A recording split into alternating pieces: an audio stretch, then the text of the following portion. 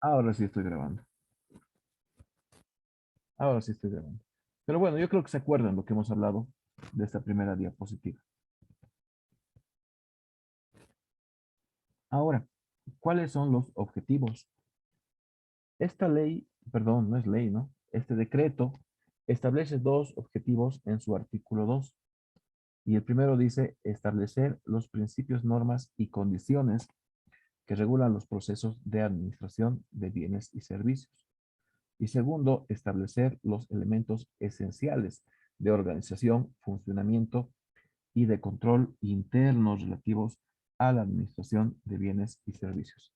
Básicamente, en resumen, este decreto nos ayuda a establecer los mecanismos para la contratación, manejo y disposición de todo lo que es bienes y servicios, de lo que hemos hablado en la anterior diapositiva. Este decreto entonces nos da todos esos lineamientos, cómo debemos proceder, quién se va a hacer cargo de, qué sé yo, en el caso de una apertura de propuestas de calificar, quién se va a hacer cargo de los informes, quién se va a hacer cargo de la firma de contrato, de la resolución de contrato, quién se va a hacer cargo por ejemplo, de contratar por emergencia o licitación pública, no sé, todo lo relacionado con lo que es contratación, manejo y disposición de bienes y servicios, nos indica este decreto. ¿A qué se refiere con acción principal? Dice, es la contratación, manejo y disposición de los bienes y servicios de las entidades públicas. Lo que les iba diciendo hace un instante.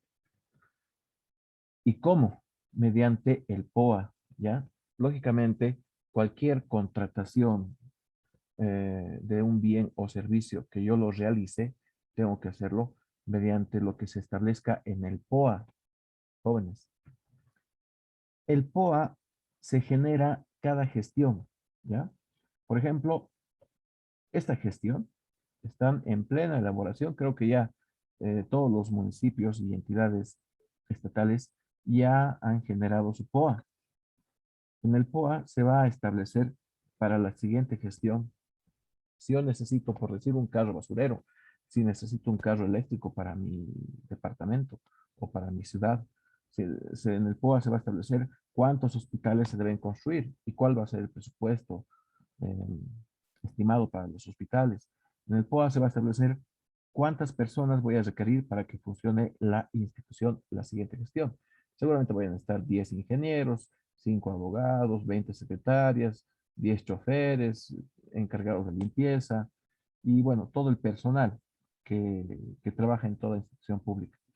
Entonces, para yo poder realizar lo que es la contratación, manejo, disposición de los bienes y servicios, tengo que programar todo eso en mi POA. Ahora, ¿dónde se programa el POA de cada gestión? Se programa mediante el sistema de programación de operaciones. Este sistema de programación de operaciones es otro sistema de la ley SAFCO. ¿Ya? Es como este. Estamos ahorita estudiando el sistema de administración de bienes y servicios. Es un sistema de la ley SAFCO. Y este otro, el sistema de programación de operaciones, es otro sistema de la ley SAFCO, ¿ya? Que me ayuda a programar el POA para la siguiente gestión. ¿Y para qué me sirve el POA? Para poder contratar, manejar y hacer lo que es la disposición de los bienes y servicios. Ahora, ¿de quién depende este sistema de programación de operaciones? ¿Ya? Para poder implantar este sistema de operación, perdón, de programación de operaciones, se lo hace mediante el órgano rector. ¿Y cuál es el órgano rector? Es el Ministerio de Economía y Finanzas Públicas. ¿Ya? Mediante ese ministerio que se realiza lo que es el sistema de programación y el POA mediante el sistema de programación.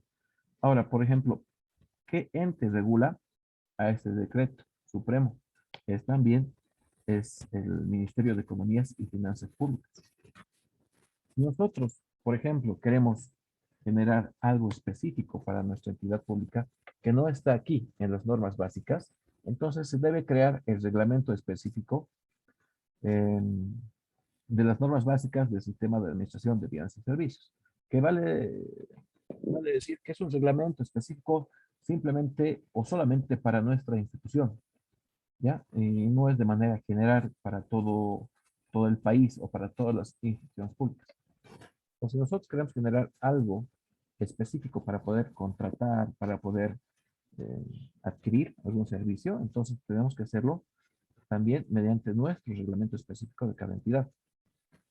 Cada entidad pública tiene su reglamento específico y este reglamento específico está basado en función a la norma que estamos estudiando.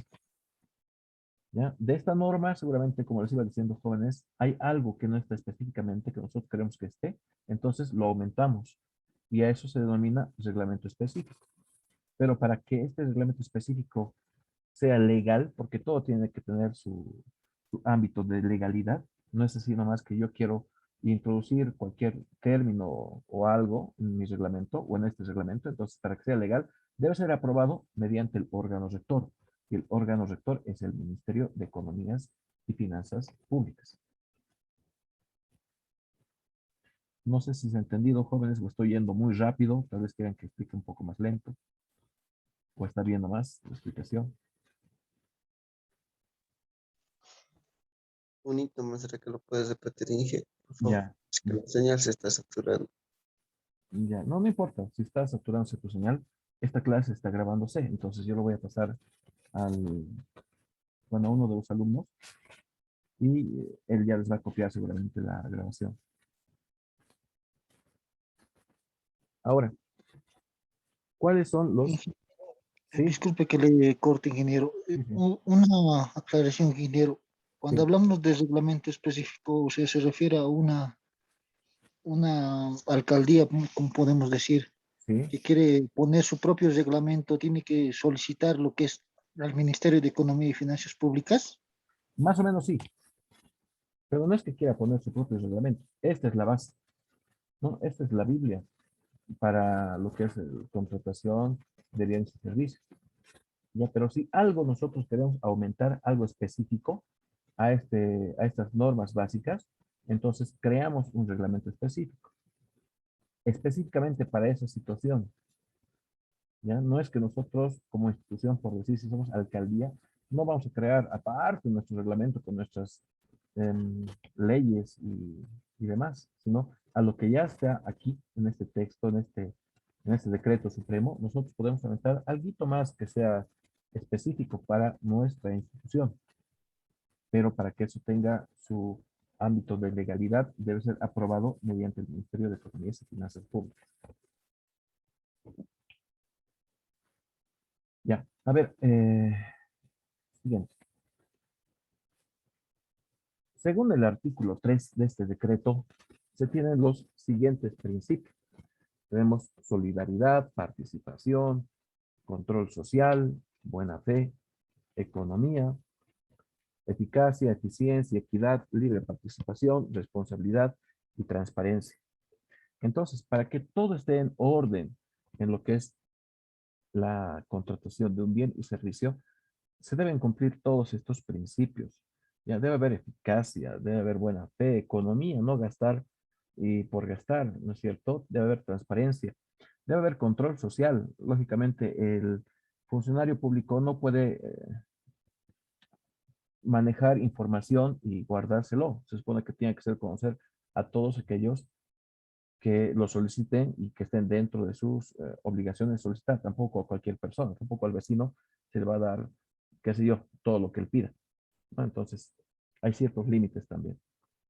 Se debe tener equidad, igualdad, eficiencia, eficaz. Si funcionan todos estos principios, entonces todo va a marchar bien, ¿ya? Dentro de lo que es un proceso de contratación o la adquisición de algún servicio. Tenemos las siguientes abreviaturas, ¿ya? Que están establecidas en esta norma. Tenemos aquí lo que es AMPE, que significa Apoyo Nacional a la Producción y Empleo. Tenemos lo que es CUSE, que es Código Único de Contrataciones Estatales. Pero iremos explicando más bien, ¿no? Cada una su abreviatura y qué significa, a qué se refiere.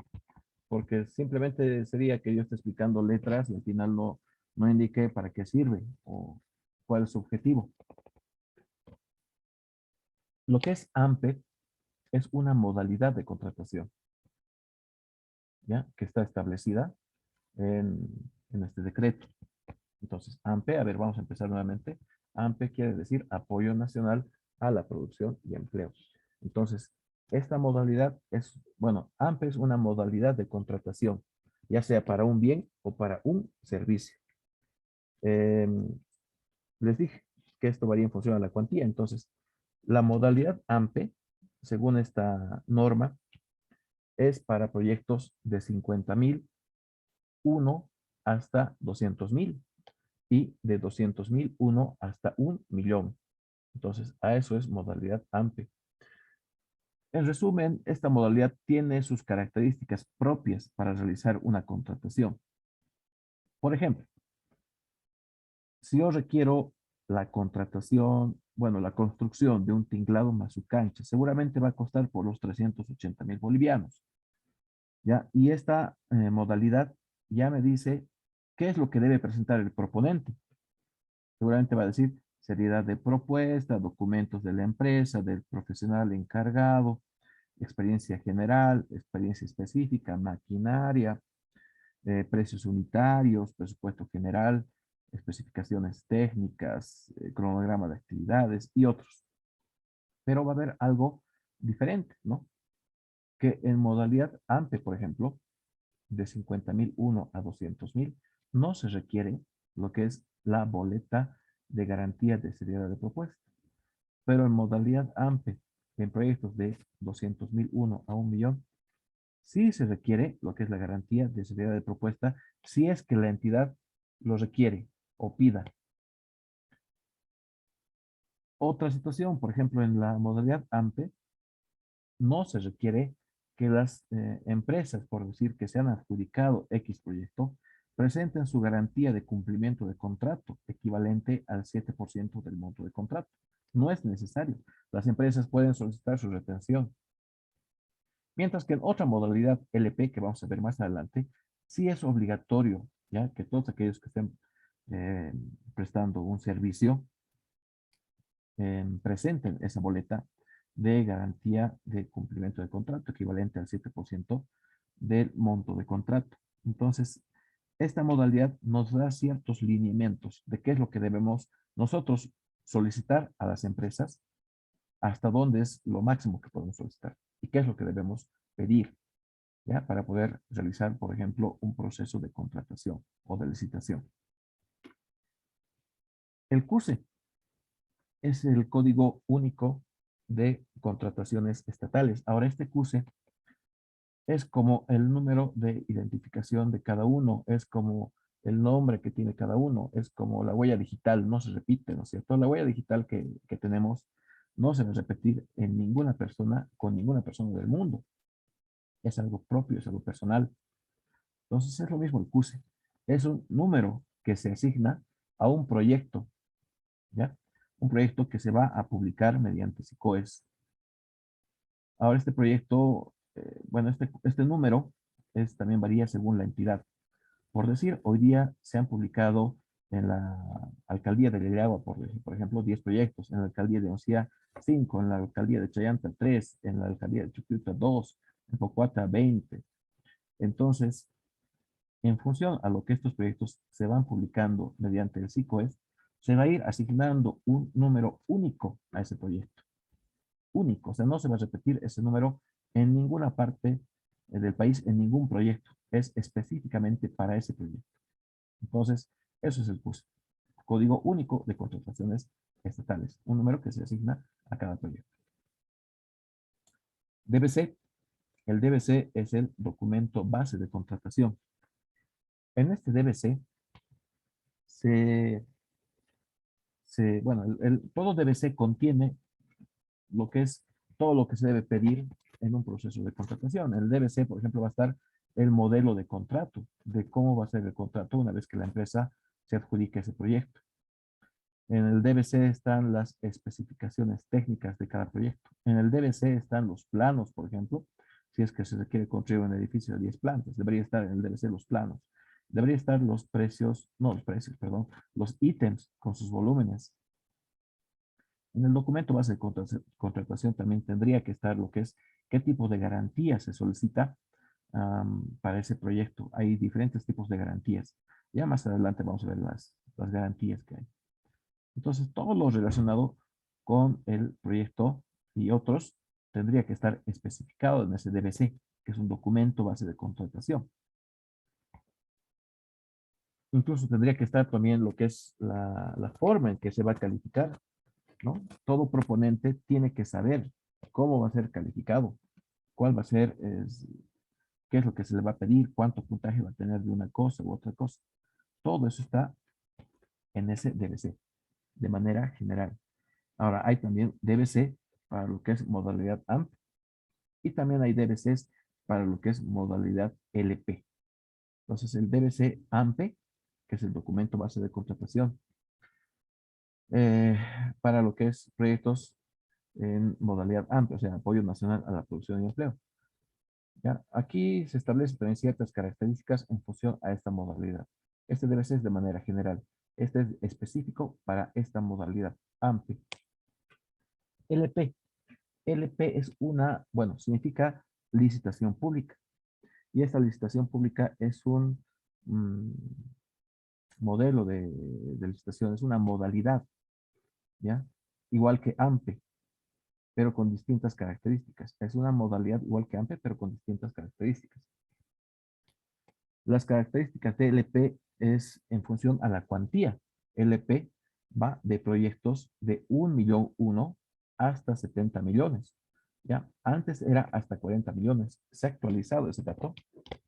Ahora lo que es LP, que es licitación pública, va para proyectos o servicios de 1.000.000 hasta 70 millones de bolivianos, no de dólares. Todos estamos hablando en bolivianos. Lo que es la MAE, que es la máxima autoridad ejecutiva, es el responsable específico de todo proceso de contratación, más allá del RPC y del RPA.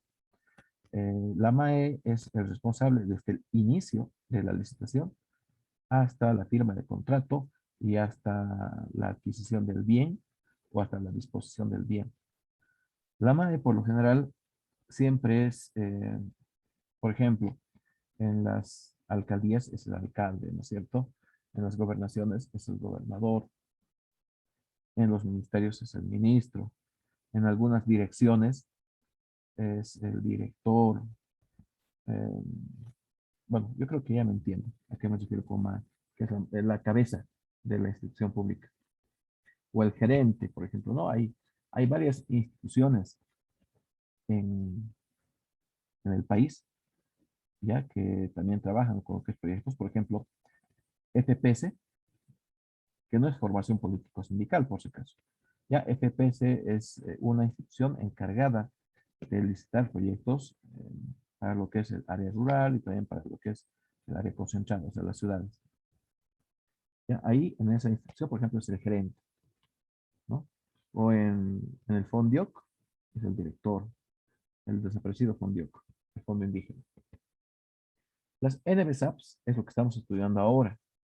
Normas básicas del sistema de administración de bienes y servicios. Ya hemos dicho cuál es el objetivo, para qué sirve. PAC. El PAC es el Programa Anual de Contrataciones. Mediante el PAC se va a establecer lo que es todos los proyectos. ¿Ya? En el PAC se coloca, se va a hacer la construcción de un hospital, de un edificio, adquisición de material de construcción, requerimiento de enfermeras, de médicos y demás. Y todo eso se plasma en el POA. El POA es el Programa de Operaciones Anuales o Programa Operativo Anual. Cualquiera de los dos está bien. En el POA ya se colocan los montos aproximados. ¿Ya? El POA todavía se afina a fin de gestión, pero ya se tiene que tener un monto en POA. Por ejemplo, el municipio de Río de Agua, en su POA, que genera cada gestión, para la siguiente gestión, ya establece cierto monto a cada distrito, ¿no? Para el distrito central seguramente va a asignar gestiones 500.000, para Sacamarca 300.000, para siglo XX 800.000, no sé, para Cicoya 1 millón, para Chulpa 2 millones, para La Villa 3 millones, para Catarí 5 millones. Entonces, ya se establece el monto específico en el POA que se va a utilizar la siguiente gestión. ¿Ya? El POA se lo realiza para la siguiente gestión. Entonces, ahora estamos en la gestión 2021. Seguramente ya se ha elaborado el POA para la gestión 2022. No solo en el municipio de Veriagua, sino en todas las instituciones eh, públicas del país, alcaldías, gobernaciones, universidad, por ejemplo, las universidades también tienen su POA, ¿no? Tienen que prever lo que es, aparte de los ingresos propios que tiene cada institución, tienen que prever cuánto es lo que van a necesitar para la siguiente gestión. Entonces, seguramente la universidad ya ha previsto su POA para el tema de energía eléctrica que se va a consumir a la siguiente gestión, para el tema de sueldos, salarios de la parte administrativa. En el POA ya se va a ver lo que es el sueldo, por ejemplo, para lo que es auxiliares, ¿no? Para la siguiente gestión. Se tiene que establecer todo eso. ¿Cuánto se va a gastar la gestión 2022? Y el RESAPS es lo que les explicaba al inicio. Es el reglamento específico del Sistema de Administración de Bienes y Servicios. Este reglamento específico es específicamente para cada institución y lo elabora cada institución. En el caso de que algo no esté claro o no esté específicamente en las normas que estamos estudiando. ¿Y quién se encarga de aprobar este reglamento específico? Es el órgano rector, que llega a ser el Ministerio de Economías y Finanzas Públicas. RPA, responsable de los procesos de contratación en la modalidad AMPE. ¿Ya? No se van a olvidar, ¿no? Es fácil de recordar. Responsable de procesos de contratación en modalidad AMPE. Por eso termina con A. Entonces, esta es una persona, ¿ya? Que es delegada o designada por la MAE. La MAE es quien designa a este RPA para que cumpla sus funciones de RPA. Si no hay un responsable en la institución que pueda fungir como RPA, entonces la MAE se hace cargo. Pero eso es en el caso de que las instituciones estatales sean extremadamente pequeñas. ¿Ya? Pero por lo general no ocurre eso. Ahora, ¿cuál es el trabajo del RPA? Es el responsable de seguir todo lo que es el proceso de contratación.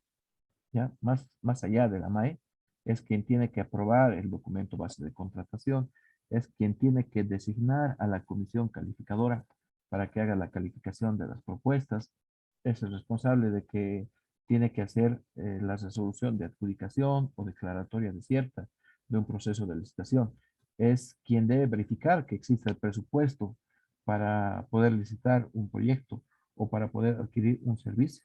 No se puede nomás como RPA, por decir, autorizar la construcción de un coliseo que va a costar, por decir, 4 millones aproximadamente, sin tener la seguridad de que exista ese presupuesto. Entonces, este RPA, sí, tiene que pedir la certificación presupuestaria. Y RPC es el responsable de los procesos de contratación. Es lo mismo, ¿no? Si nos damos cuenta, RPA es responsable de procesos de contratación modalidad amplia. O sea, este RPA simplemente se va a hacer cargo de aquellos proyectos que tengan una cuantía hasta 1 millón de bolivianos. Y el RPC tiene las mismas funciones del RPA, pero se va a hacer cargo de aquellos proyectos que son de 1 millón para adelante. Esa es la diferencia. Entonces, RPA se hace cargo de los proyectos modalidad AMP. RPC se hace cargo de los proyectos modalidad LP. Pero ¿para qué se va a generar, fíjense, dos responsables? Mejor es que una sola persona se haga cargo de ambos y eso es permitido. Entonces, puede generarse una sola persona que sea RPA y RPC al mismo tiempo. Esto se da en el caso de las instituciones que son medianas. Por ejemplo, la alcaldía de Yayagua. No es una institución grande, es una institución mediana, tampoco es pequeña. Ahora, aquellas instituciones que son realmente grandes tienen aparte su RPA y aparte su RPC, porque la carga laboral que le va a llegar a este RPA es harta por el mismo tamaño del municipio. Ejemplo, municipio de La Paz. El encargado de los procesos de contratación para la modalidad de AMPE es otro y para la modalidad LP es otro, porque es grande La Paz, ¿no? O para Santa Cruz. Pero para el de agua, por lo general, es el mismo. SICOES. El SICOES es el sistema de contrataciones estatales. En SICOES se cuelga todo lo que es el requerimiento de las entidades públicas en el tema de la adquisición o contratación de algún bien o servicio. Entonces, esta es una página, ¿ya? Esta es una página digital donde las entidades públicas pueden subir lo que requieran, ¿ya? Si requieren la contratación de 10 doctores mediante SICOES. Si requieren la contratación de 20 ingenieros mediante SICOES. Si requiere la contratación de 10 hospitales mediante SICOES. Incluso si requieren la contratación de un chofer mediante SICOES se puede hacer. Ahora, en SICOES también están todas las normativas actuales que se tiene en lo que es todas las normas vigentes en el país. Por ejemplo, el decreto Supremo 0181, que es lo que estamos estudiando ahora, está en SICOES actualizado. El objetivo también de SICOES es publicar constantemente cualquier actualización que hubiera respecto a las normas y procesos de contratación. En SICOES también se puede ver, por ejemplo, el PAC de cada institución, ¿ya? Yo puedo saber qué proyectos se tienen para la alcaldía de Yayagua, ¿ya? Este PAC antes no se publicaba así nomás. Ahora sí se publica en SICOES. Entonces yo puedo entrar a SICOES, coloco el PAC de Yayagua y tranquilamente puedo ver qué proyectos se van a hacer para la siguiente gestión o cuáles son los que están haciéndose esta gestión. Ya por meses te da ese dato. Hasta la gestión de agosto, ya en el PAC te indica qué proyectos han sido licitados, cuáles han sido por segunda convocatoria, cuáles se han anulado, cuáles se han suspendido, cuáles faltan. Toda esa información se encuentra en SICOES. En SICOES también se encuentra lo que es, hay proponentes que se presentan a proyectos, a ciertas licitaciones que no cumplen muchas veces, por más que se adjudiquen, ¿no? Hay algunos que se adjudican y lo dejan a mitad del proyecto. Entonces, esas personas son vetadas, entran a una lista negra y ellos son proponentes que no pueden presentarse durante 3 años a ningún proyecto porque están multados de esa manera por haber incumplido con su contrato. Entonces, si uno quiere ver si una empresa ha incumplido y no puede presentarse aquí, en SICOES está todo. En SICOES también se genera lo que es la experiencia de las empresas constructoras, de los consultores. Puede ser que una empresa haya hecho 10 proyectos, ¿ya? Y se presenta una licitación donde esa empresa ha inventado información y ha puesto que ha hecho 20 proyectos e incluso ha falsificado actas. Entonces, ¿cómo se puede verificar? Mediante SICOES. No es nomás falsificar, jóvenes, la experiencia de las empresas. Todo está registrado en SICOES. Está registrado cuándo ha firmado contrato la empresa, quién ha sido el supervisor de esa obra, quién es el representante de esa obra, cuándo se ha concluido, cuándo ha sido la fecha de entrega provisional y definitiva. Entonces, toda esa información está en SICOES. Ya es mejor no inventarse experiencia, si es que ustedes en el futuro desean presentarse a alguna licitación con sus empresas, es mejor no inventar, porque al final de cuentas igual va a estar aquí en SICOES. Si ustedes mienten, es fácil verificar en SICOES. ¿Ya? Y esto es algo público. SAPS es lo que estamos estudiando ahora. EPNE. EPNE quiere decir Empresas Públicas Nacionales Estratégicas. ¿Cuáles son las empresas públicas nacionales estratégicas? Son varias. En el país tenemos un montón, ¿ya? Tenemos creo que 40, algo por ahí. A ver, una de ellas, les voy a decir, Cartón Bol. Otra de estas empresas públicas nacionales estratégicas, yacimientos petrolíferos fiscales bolivianos. Otra empresa pública nacional estratégica, Misicuni. Otra empresa pública nacional estratégica, Ecobol, Lácteos Bol, Papel Bol, BTV, que es Televisión Boliviana, Mi Teleférico, TAM, que es el transporte aéreo militar, dependiente del gobierno. Entonces, todas esas empresas son empresas del Estado. Por eso se denomina como empresa pública nacional estratégica. Ahora, esta empresa pública nacional estratégica también puede presentarse a licitaciones en cualquier institución pública del país. Por ejemplo, Tarija, por decir, ¿no? El municipio de Tarija requiere lo que es la fabricación de cajas de cartón. Entonces, una empresa que seguro que se va a presentar va a ser Cartón Bol.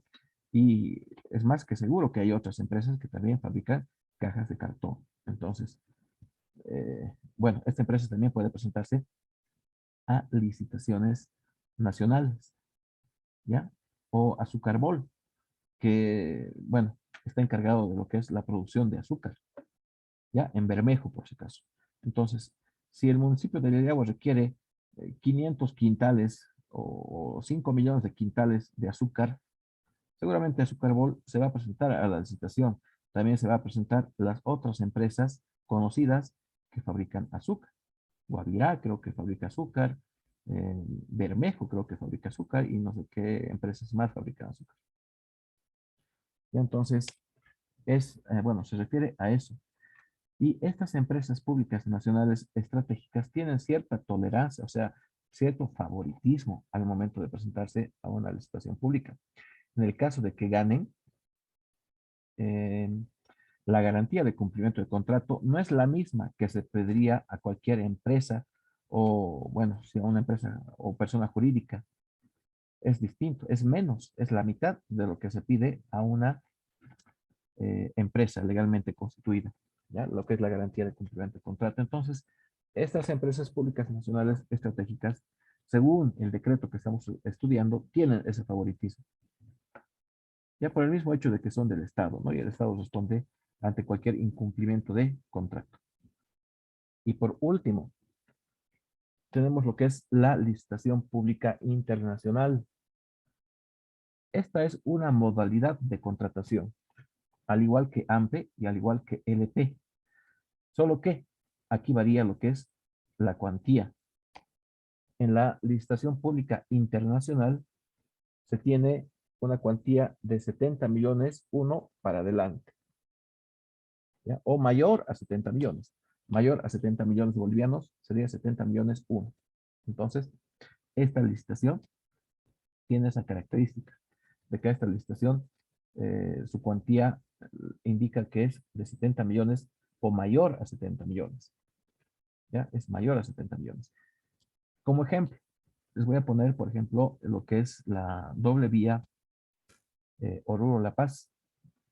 Entonces, la doble vía Oruro-La Paz ha costado más de 70 millones de bolivianos. Claro que sí, obviamente.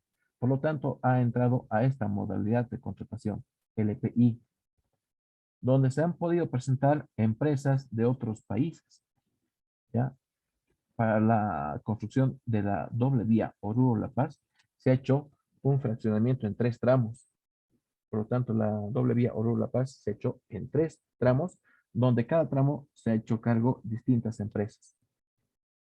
Entonces, uno de los tramos, que es el de Oruro hasta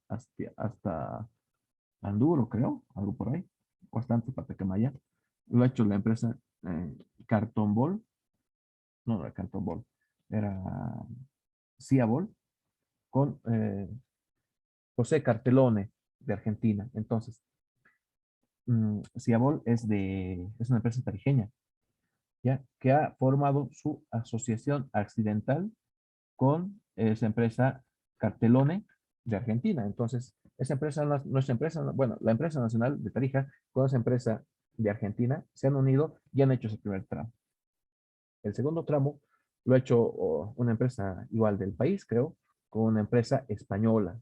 El tercer tramo, así, igual, otra empresa del exterior, porque muchas empresas del país no tienen la capacidad, ¿no? Para encarar ese tipo de proyectos. Son mega obras, son proyectos muy grandes. Es por eso que se recurre a empresas extranjeras que sí tienen pues, la capacidad económica y la experiencia y el personal también para ese tipo de proyectos. Bueno, ¿alguna duda, jóvenes?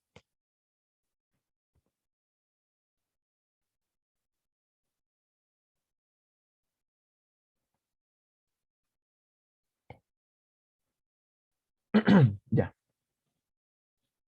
Entonces, bueno, este tema no es tan largo, ¿no? Solo que es necesario explicar cada uno de estos términos y cuáles son las funciones que cada, bueno, abreviatura va a realizar, porque al final, durante la evaluación, les voy a preguntar lo que está aquí. Y lo que está aquí no está escrito, simplemente les he ido explicando. Participantes del proceso de contratación. Estos son los que participan dentro de lo que es el proceso de contratación. Tenemos la MAE, ya sabemos qué es la MAE, hemos explicado en la anterior diapositiva. LPC, LPA, la comisión de calificación, proponentes, unidad solicitante, unidad administrativa y unidad jurídica. Entonces, la MAE es el encargado, ¿no? Del proceso de contratación, desde el inicio hasta el fin, hasta la firma de contrato, hasta recibir el bien y hasta la disposición del bien. La MAE es quien designa, habíamos dicho, al RPC, RPA mediante memorándum.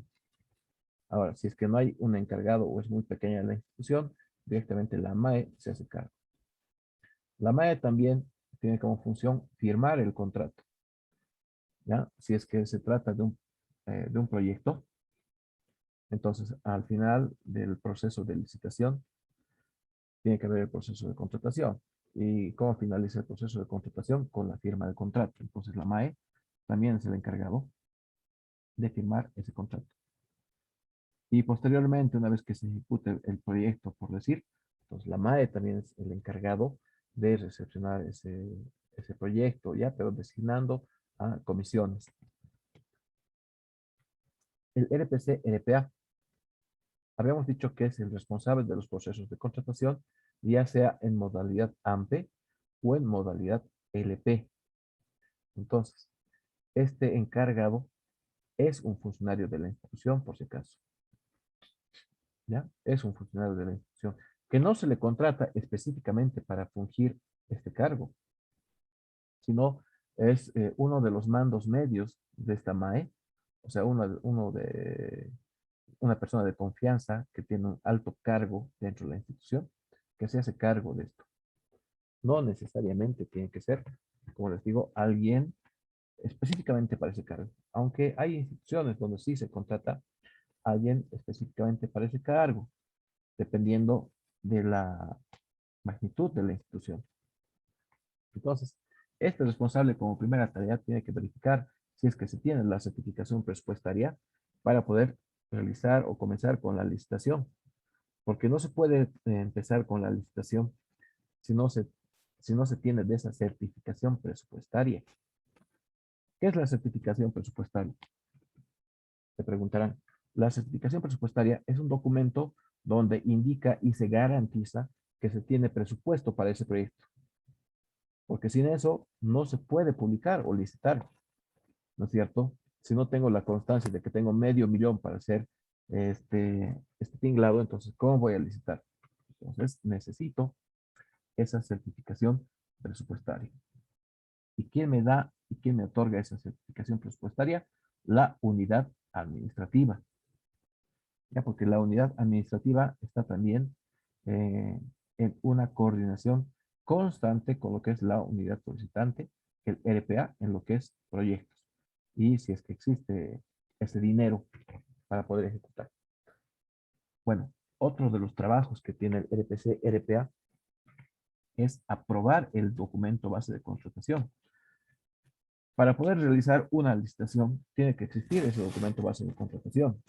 El documento base de contratación que contiene las especificaciones técnicas, contiene los planos constructivos a detalle, contiene los métodos de calificación, contiene la modalidad eh, de licitación. El DBC contiene las cantidades y los ítems a detalle de lo que se va a licitar.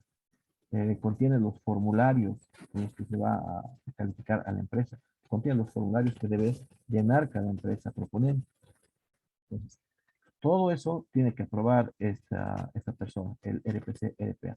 Tiene que validar ese documento base de contratación antes de subirlo al SICOES. ¿Ya? También tiene como trabajo este RPC, RPA, designar a una comisión calificadora, porque una vez que está subido en SICOES el proyecto, tiene que hacerse la apertura de ese proyecto, la apertura física de la propuesta, ¿no? De los documentos que presentan los proponentes. Entonces, para eso tiene que existir una comisión. La comisión está conformada por personal de la entidad pública. No puede contratarse otras personas para hacer esa calificación. Necesariamente tienen que ser de la entidad pública, de esa misma entidad. En el caso extremo de que no hubiera nadie, se solicita la ayuda de algún consultor. Esto es extremo, pero eso no ocurre. ¿Ya? Puede ser que, qué sé yo, es la licitación es un consejo. Entonces, justo se han ido de viaje o una capacitación. eh, de los 3 ingenieros que se tienen, 2, solo queda un ingeniero. Entonces, seguramente este ingeniero va a estar en la comisión, va a estar la secretaria y va a estar, qué sé yo, el encargado de culturas, ¿no? Pero tiene que estar alguien, digamos, que conozca respecto al tema de lo que es las normas y cómo se debe hacer una apertura de sobres. Una vez que la comisión haga su respectivo informe de calificación, ya sea positivo o negativo, este RPC, RPA tiene que hacer su informe de declaratoria desierta, en el caso de que sea positivo, o su informe de adjudicación, en el caso de que sea, bueno, de que la comisión sí esté de acuerdo en que haya calificado a alguien. ¿Ya? Incluso el trabajo del RPC, RPA, por decir, también puede anular un proceso de contratación, ¿ya? Puede anular por algunos errores en el DBC. Por ejemplo, ocurre lo siguiente. En el documento base de contratación, a veces se olvidan de algún formulario que debe presentar la empresa o de algún requisito que debe presentar la empresa. Entonces, bajo esa situación, ha existido ese error en el documento base de contratación y por lo tanto el RPC o RPA tiene la tuición de poder eh, anular ese proceso de contratación, pese a que han habido, por decir, 10 personas que se han interesado, 10 proponentes. ¿Ya? O en el caso de que después de que los proponentes se han presentado y se ha verificado que un ítem está mal o la unidad de un ítem está mal, por ejemplo, si han puesto columna y unidad metro cuadrado, entonces eso está mal, ¿no? Y se ha verificado después de la apertura, entonces el RPC, RPA, antes de que se pase a la siguiente etapa que va a ser la verificación de documentos y la firma de contrato, antes de pasar a eso, antes de cometer ese error, entonces puede anular ya ese proceso de contratación para corregir y después volver a publicar nuevamente. Entonces son hartas las funciones del RPC, RPA. Ya, yo estoy dando solamente algunas de las funciones que tiene la MAE, que tiene el RPC, RPA. Ya voy a sacar un trabajito, jóvenes, donde ustedes van a tener que redactar cada una de las, de los, del trabajo que tiene que realizar cada una de estas personas. Y todo eso también está en la norma, ¿no? No es que van a investigar, simplemente van a tener que leer. La comisión de calificación está compuesta por personal de la institución. Esta comisión de calificación tiene la obligación de hacer la apertura de sobres y una vez que haga la apertura de sobres, tiene que hacer la calificación de esos sobres, pero en sesión reservada. Cuando se hace la apertura de sobres jóvenes, puede participar cualquier persona, ya es algo público. la apertura de sobres. Todos pueden ver, todos pueden estar presentes y anotarse qué empresas se han presentado, cuánto ha sido el monto económico que ha afectado a la empresa, cuál ha sido el plazo de ejecución que ha afectado a la empresa y todo eso. Eso es punto. Pero ya al momento de calificar cada una de las propuestas, esta comisión de calificación lo hace de manera reservada. Y bueno, está especificado, ¿no? En las normas, dice en sesión reservada. O sea, nadie más puede inmiscuirse en la calificación. No puede venir el alcalde y decir, por favor, ayúdale a esta empresa porque le debo un favor o es un conocido, o le daremos una manito a esta otra empresa. Eso no se puede hacer, ¿ya? No puede venir el proponente y decirte, sabes, me había olvidado este formulario, pero por favor, como eres mi amigo, lo colocaré nomás. Entonces, tampoco se puede hacer eso. Puede venir el encargado de la unidad jurídica, que sería el asesor legal, decir, ¿sabes qué? ¿Saben qué, comisión? A esta empresa le daremos una mano porque nos va a colaborar con esta otra cosa. Entonces, no se puede hacer eso, ¿no? La comisión tiene que revisar a solas. Si son dos en la comisión, dos. Si son tres, tres. Si son cinco, entonces los cinco tienen que revisar esa carpeta o esa propuesta. Y en función a lo que está en el documento base de contratación, se va a emitir una calificación. Porque la comisión de calificación tampoco va a, bueno, no estudia aparte para hacer la calificación de propuestas. Todo tiene que revisar según al DBC. En el DBC indica, ¿no? ¿Cuánto vale si ha presentado este formulario? ¿Cuánto vale si su profesional tiene 20 años de experiencia? ¿Cuánto vale si esta empresa tiene 100 millones de bolivianos de experiencia? ¿Cuánto vale si esta empresa propone de los 100 días calendario que estaba, en un principio coloca 50 días calendario para la ejecución de este coliseo? Entonces, todo eso tiene su calificación y su método de calificación. Existen varios métodos de calificación, no es un solo método de calificación. Incluso este método de calificación está establecido en el documento base de contratación. Entonces, simplemente la comisión se va a regir a este documento base de contratación. Pero a veces cuando algo queda ambiguo, no está muy bien especificado, entonces se recurre a las normas que estamos estudiando ahora, que son las normas básicas del sistema de administración de bienes y servicios. Pero muchas veces ocurre que la falta de experiencia de la comisión de calificación hace que no pueda avanzar en la calificación, entonces pueden recurrir a lo que es la unidad jurídica para que les saque de dudas, ¿ya? Pero no para que califique. Si algo no está claro para la comisión de calificación, entonces sí puede recurrir a la unidad jurídica, porque se supone que, bueno, el encargado de la unidad jurídica es un abogado de profesión y conoce sobre estos temas, aunque no siempre ocurre así.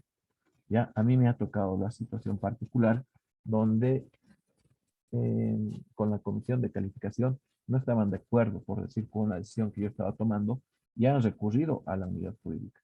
Y el encargado de la unidad jurídica tampoco sabía muy bien dar solución a ese problema. Entonces, el abogado tampoco es un especialista en procesos de contratación, sino el abogado es de manera general, ¿no es cierto?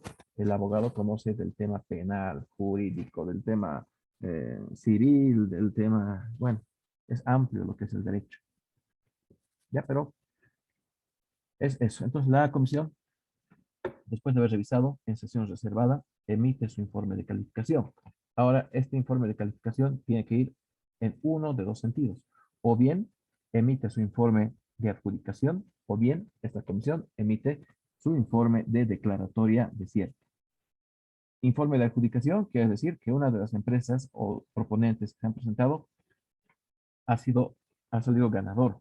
Y en el otro caso, quiere decir que ninguno ha salido ganador. ¿Ya? En el informe de declaratoria desierta, significa que ninguna de las 20 empresas que se ha presentado, si es que ha habido 20 entre comillas, entonces que ninguno ha podido calificar según lo solicitado en el documento base de contratación. Porque no siempre tiene que ganar alguien. O sea, puede ser que se licite un proyecto y existan 20 proponentes. Ahora no, de los 20 uno siempre tiene que ganar obligatoriamente. No, puede ser que ninguno haya cumplido con algo solicitado en el documento base de contratación. Y eso sí ocurre, jóvenes, sí, sí me ha pasado a mí. ¿Ya? Entonces, es eso. Y ahí ya culmina lo que es el trabajo de la comisión de calificación. Ahora, ¿cuánto tiempo tiene esta comisión de calificación para emitir su informe? Dependiendo de la magnitud del proyecto. ¿Ya? Si es un proyecto de 20, 30 millones, seguramente van a presentar carpetas donde van a haber propuestas de 2.000 y 3.000 hojas. ¿Ya? Entonces, ahí la comisión de calificación no va a poder emitir en 48 horas su informe. ¿No es cierto? Es algo imposible, humanamente imposible, porque esta comisión de calificación también tiene otro trabajo que hacer. No es lo único a lo que se dedica a calificar propuestas. Entonces, bajo esa situación y en función a la cantidad de proyectos y a la magnitud del proyecto, seguramente el RPC-RPA va a asignar un tiempo de 7 días calendario, ¿ya? O 7 días hábiles, tal vez, dependiendo del encargado del RPC-RPA. Entonces, 7 días hábiles les va a dar a la comisión. Ahora, si el proyecto es, por decir, una cancha polifuncional de un precio referencial de 150.000 bolivianos, le dará pues, a la comisión 2 días, ¿no? O sea, 48 horas o 2 días hábiles. Pues todo depende. En proponentes se refiere a lo siguiente, que es también uno de los que participan en un proceso de contratación.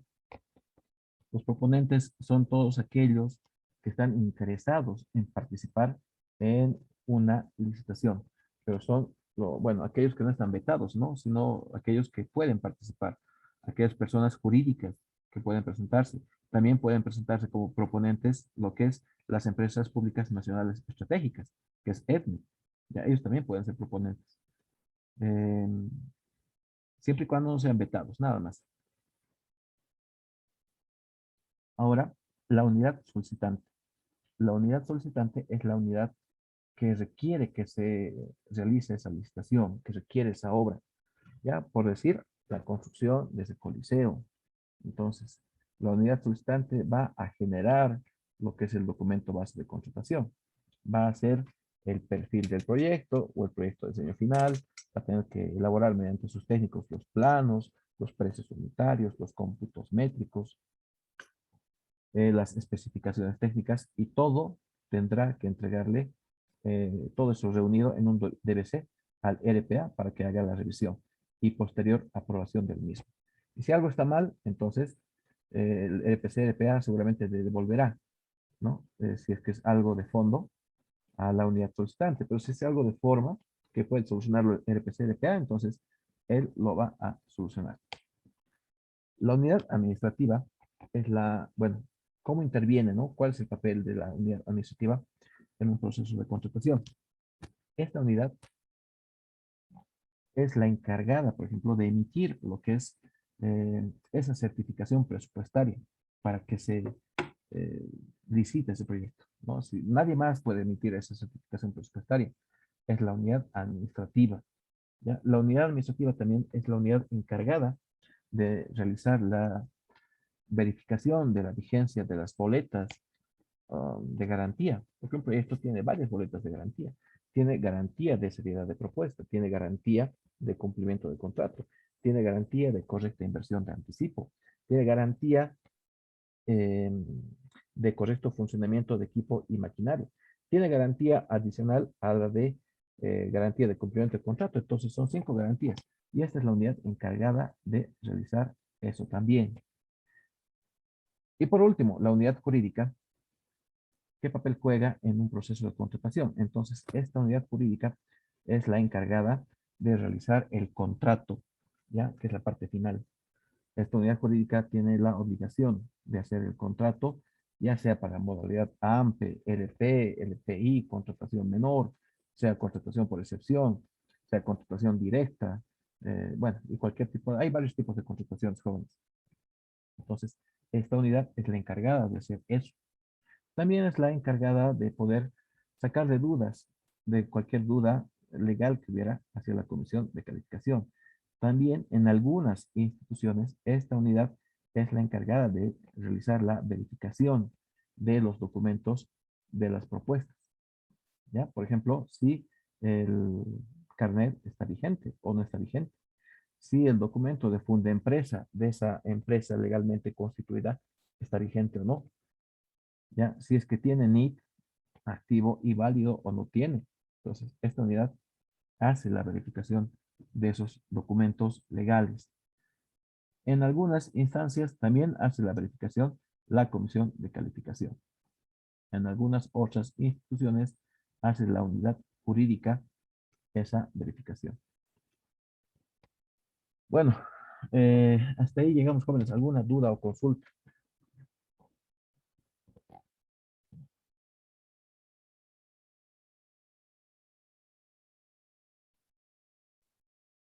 Ya, no habiendo dudas ni consultas, entonces llegaríamos. Inge, A ver, sí, le escucho. Dígame, joven. una consulta, Inge. Si Sí, hacemos, digamos, la contratación directa sí. sin una licitación, y la empresa no cumple, eh, eh, ¿cómo lo podríamos hacer para que cumpla la empresa, ingeniero? Se hace otra contratación directa. No, o sea, digamos que la obra está en ejecución. Sí. Ya más o menos adelantamos un 20 o 40% de toda la plata que se va a dar Ujú, y no cumple con las especificaciones que se había dado lo que es en el perfil de proyecto. ujú.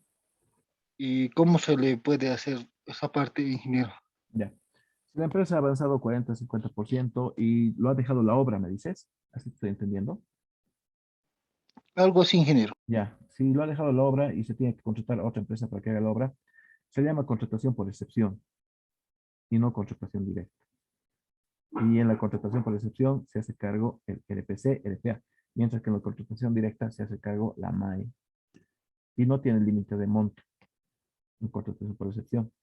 También la contratación por excepción, por ejemplo, se hace cuando 2 veces ya se ha listado el proyecto y nadie ha calificado. Entonces, ¿qué es lo que se hace? Se invita a alguien. Pero eso más adelante lo vamos a ver a detalle, ¿no?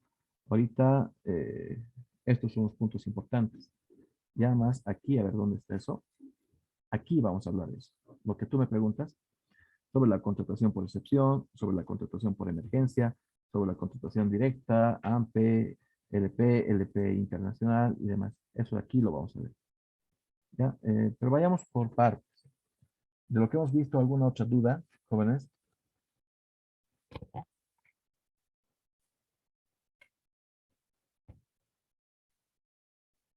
Ya.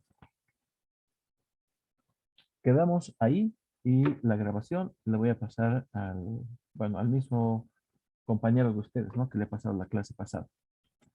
Eh, Voy a sacar una práctica, pero antes voy a terminar este capítulo. Entonces, seguramente este capítulo lo voy a terminar la siguiente semana. Lo vamos a concluir. Y les voy a sacar una práctica, ¿ya? Esa práctica seguramente va a ser su nota de investigación, si no me equivoco. Entonces, no va a ser nada largo, ¿no? Una cosa de 6, 7 hojas, pero sí que van a tener que revisar las normas, ¿ya? Entonces, quedamos en eso, jóvenes. Por si acaso, ya les he subido también a la plataforma el anterior capítulo que hemos avanzado. Ya les he subido la ley 1178, les he subido este decreto que estamos viendo ahora, les he subido la ley Marcelo Quiroga Santa Cruz y, si no me equivoco, también ya les he subido el Código Civil. Estaba viendo también, jóvenes, antes de despedirme, tal vez veamos lo que es eh, la ley 2027, que es el Estatuto del Funcionario Público. Si alcanzamos, entonces eso más vamos a incluir a nuestro avance. Todo dependiendo, pero del tiempo. Listo, jóvenes. Hasta luego.